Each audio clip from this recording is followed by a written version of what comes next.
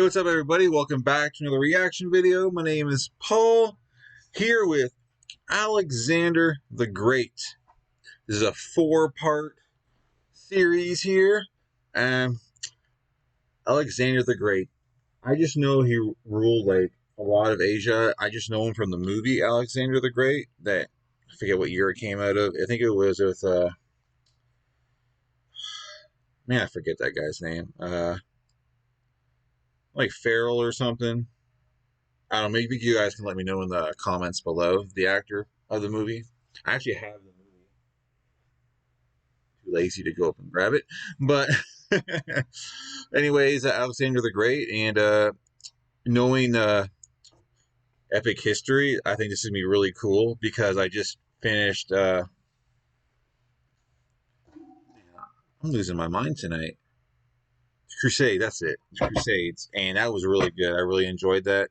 I think the great thing about epic history is like his videos are they're more on the serious side and they give you great visuals like with the map and stuff that I found. I mean, so I'm hoping that from the Crusades, I hope it's the same thing in here because I do a lot of like oversimplified where it's history but it's funny, but sometimes it's cool to mix it up and get the more seriousness and get a little bit more detail, in battles and stuff. So anyways, this is part one. Let's check it out, guys. Before we do, please hit the like and subscribe, and let's get going here. In 334 BC, Alexander, king of Macedonia, began one of the great... It's also, because I've done a lot of like, medieval time kind of era stuff. It's kind of cool to have like before, like the stuff like Alexander that's like, even, real early stuff, which is really cool. I like mixing it up a bit, just history and war and how things went. It's just really cool. Anyways, just get back here. In 334 BC, Alexander, king of Macedonia, began one of the greatest military campaigns in history against the superpower of the age, the Persian Empire. Just 20 years old, his brilliant and fearless leadership won him battle after battle. And in an astonishing 10-year campaign that took him to the edge of the known world, he carved out one of the largest empires ever known. Yeah. Few men have had such a massive impact on the course of history. To the Persians, he was Alexander the Accursed. But to the West, he was immortalized as Alexander the Great. Woo!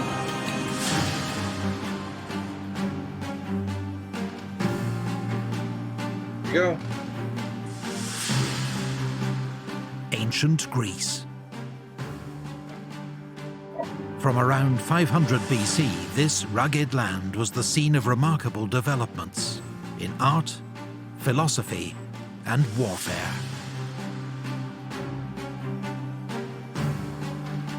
Its two greatest city-states were Athens, a naval... Oh, no! Don't do this to me. Bad connection. Let me turn this off here. My connection. Sorry, guys. Don't know what the deal is. Let's try this again. City-states were Athens, a naval power where democracy, art, drama and philosophy flourished. And Sparta, an austere, militaristic society, famed for its formidable army.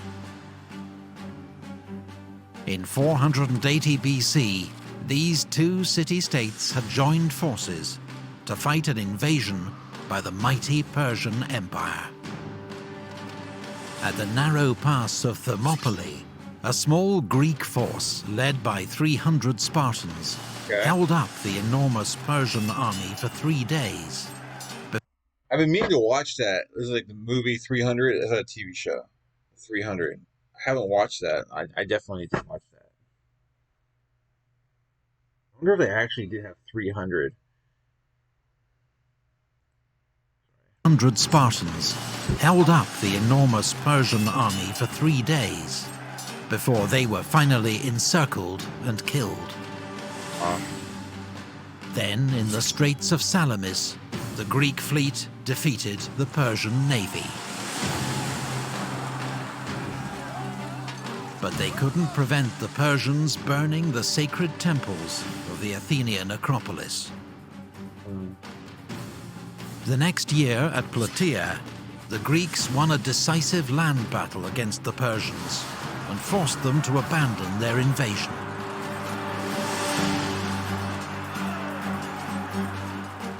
The next 50 years were the golden age of classical Greece.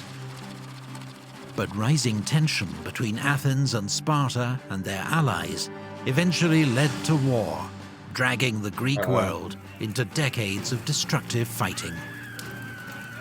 Wars between the Greek city-states continued for almost a century, leaving them exhausted and vulnerable to a new rising power to the north. For centuries, sophisticated Greeks had viewed the mountainous kingdom of Macedonia as a backwater, Hicksville, barely Greek at all. But under King Philip II, Macedonia emerged as a formidable military force. His most famous reform? The introduction of the sarissa, an 18-foot pike, twice the length of a normal Greek spear, and wielded by trained infantry fighting in close formation, known as a phalanx.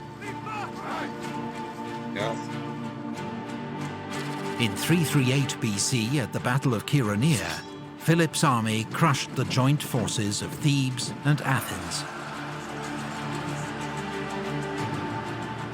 Through alliance and conquest, it'll be also cool because I watched the movie. That's really all I know is how the movie, if it sticks with the movie, how realistic, how compared to both, how accurate it will be.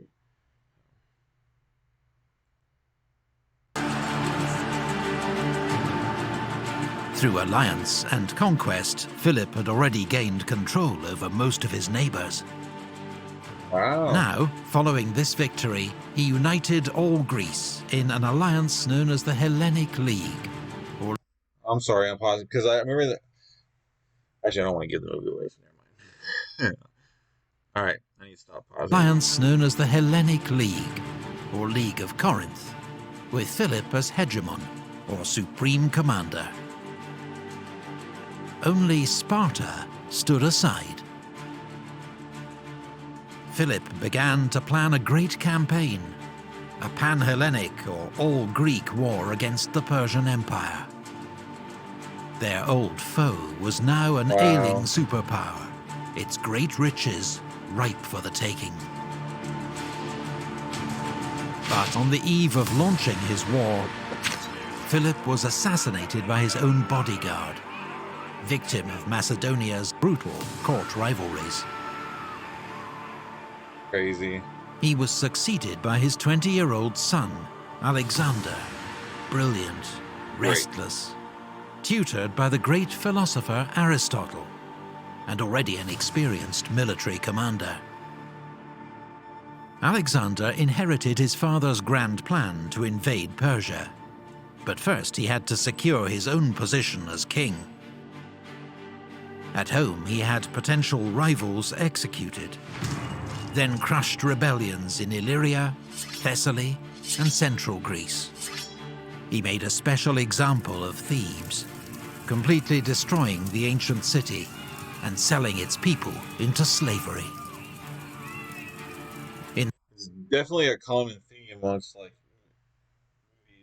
not all movies, but just history in general. Like when you become king, it always seems to be all the rivals always seem to get assassinated, or they always kill the rivals, so there's no one to stand up against them.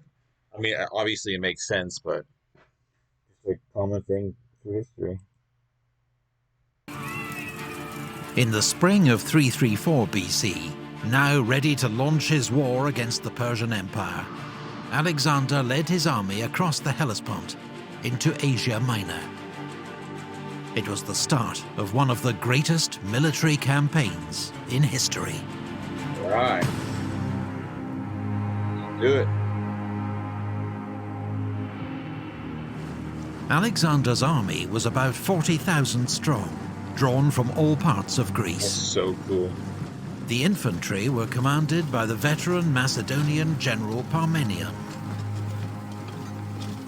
In the front rank, 9,000 Macedonian phalangites, armed with the 18-foot sarissa. These were professional soldiers, well-trained and drilled, who formed up for battle in the phalanx, 16 ranks deep. This packed formation presented a solid wall of iron spear tips and was virtually unstoppable.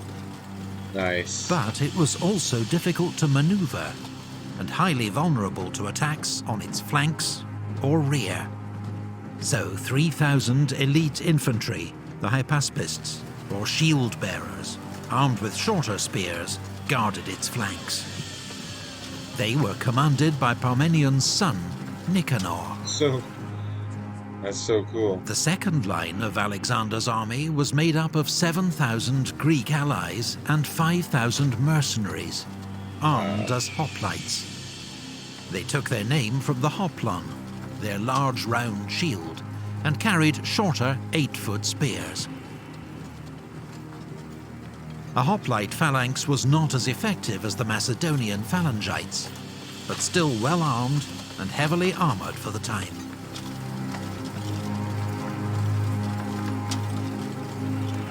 The Agrianes were the army's elite skirmishers, expert javelin throwers from what's now southern Bulgaria.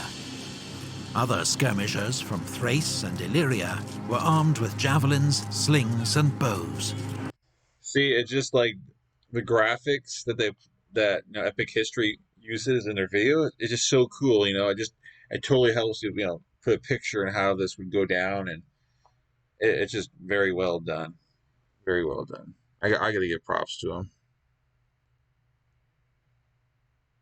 Armed with javelins, slings, and bows. The shock troops of Alexander's army were the companion cavalry, 1,800 elite horsemen, armed with spear and sword, commanded by Philotas, another son of Parmenion. Alexander led the royal squadron in person. There were also 1,800 cavalry from Thessaly, commanded by Callas, 600 from other parts of Greece, led by Erigyeus, and 900 mounted scouts from Thrace and Paeonia, under Cassander.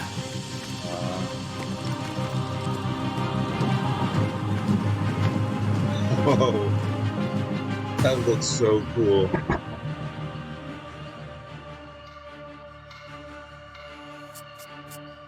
The great Persian Empire was divided into provinces, called satrapies. Each satrapy was ruled by a governor, or satrap. Those in Asia Minor, now threatened by Alexander's invasion, met to discuss strategy. Memnon of Rhodes, a skilled Greek general in Persian service, urged them to avoid battle with Alexander. Instead, he advised them to use a scorched earth strategy, to burn villages and crops and withdraw to the interior. Alexander's army, he promised, would quickly starve. It was good advice, but the satraps were unwilling to lay waste to their own provinces without a fight. Uh-oh. So they decided to face Alexander's army at the river Granicus.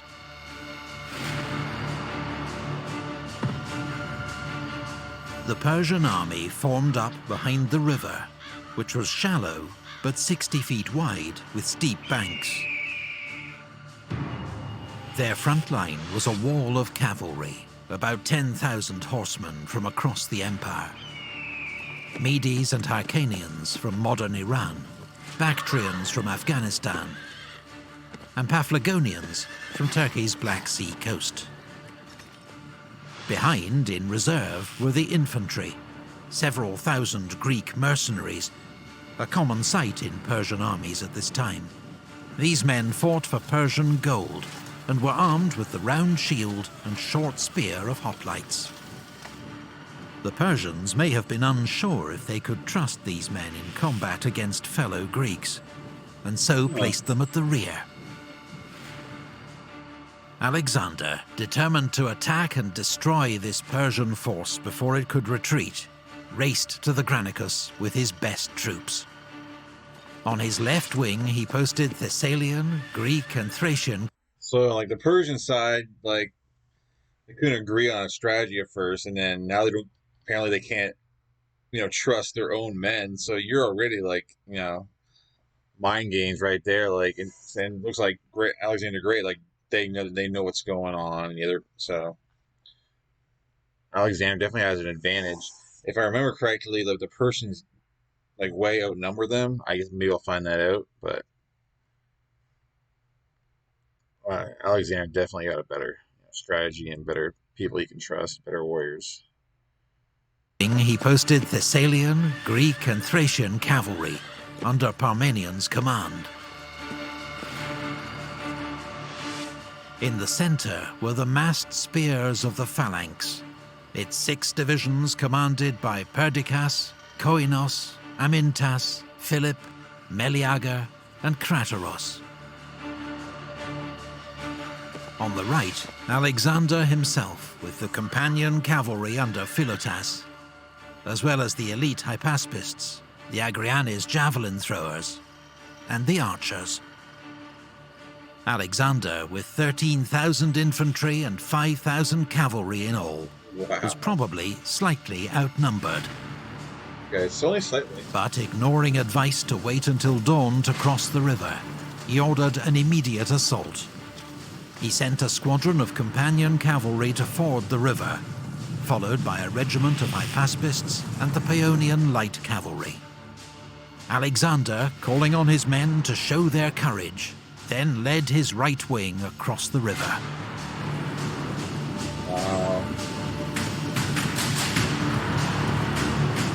As they reached the middle of the river, the Greeks came under a hail of javelins, darts, and arrows from the Persian line. Those that made it to the far bank were immediately charged by the Persian cavalry. That's so crazy. Alexander was in the thick of the fighting. He attacked where the whole mass of their cavalry and leaders were stationed. Around him, a desperate conflict raged.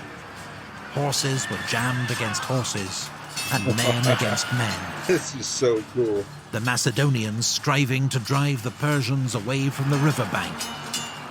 The Persians determined to prevent them crossing, and to push them back into the river.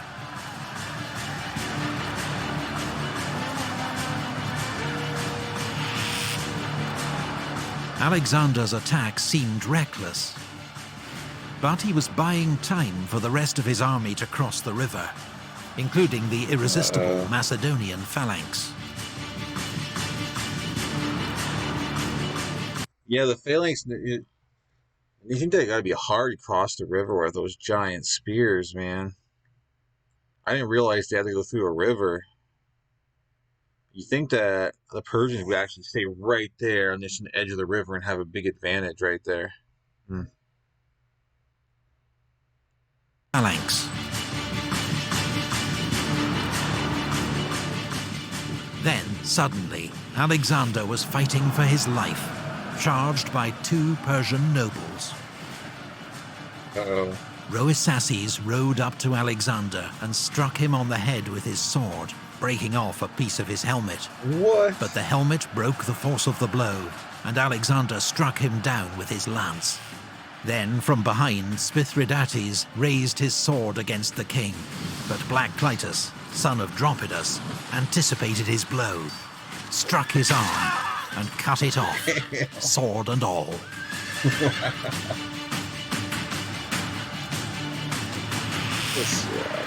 Now the Greek army was across the river, and the Persian cavalry faced a wall of Macedonian spears.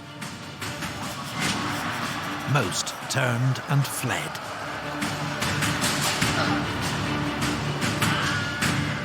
Yeah. The speed and shock of Alexander's attack meant Persia's Greek mercenaries hadn't even had time to join the battle.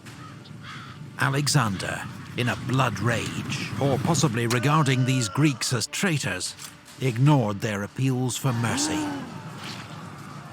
Understandable. The mercenaries were surrounded on all sides and massacred.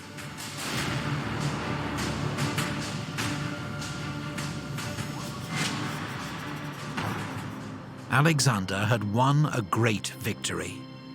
Asia Minor now lay at his mercy. But the Persian Empire was still a land of immense wealth and power. Already, it was mobilizing its vast resources to face him. If Alexander was to conquer this empire and take his place in history, he'd next have to face Darius, King of Kings himself. I heard that name. Research and artwork for this video comes from Osprey. All right, so cool. Yeah, I just think it's cool as, he was actually on the front lines, Alexander in there in the thick of it fighting, and kind of give props for that. I mean, usually you think of leaders sitting back, just sitting comfy and hoping they win, but just sitting back hoping their side wins. But he was in the middle of it and could easily died, had his life saved. So that's what's really cool that I like about him. And this, but this is only the first battle. This is part 1, so we got 3 more parts. I think there's 4 parts, so we got a lot more to go, guys. But isn't that really cool how it shows both sides and really gives you a good look onto how things were done, and just a great visual overall. Anyways, guys, please hit that like and subscribe, guys. Please and thank you. And I'll definitely catch you guys in future videos. This was a great one, and I'm sure the rest it'll be awesome as well. Peace.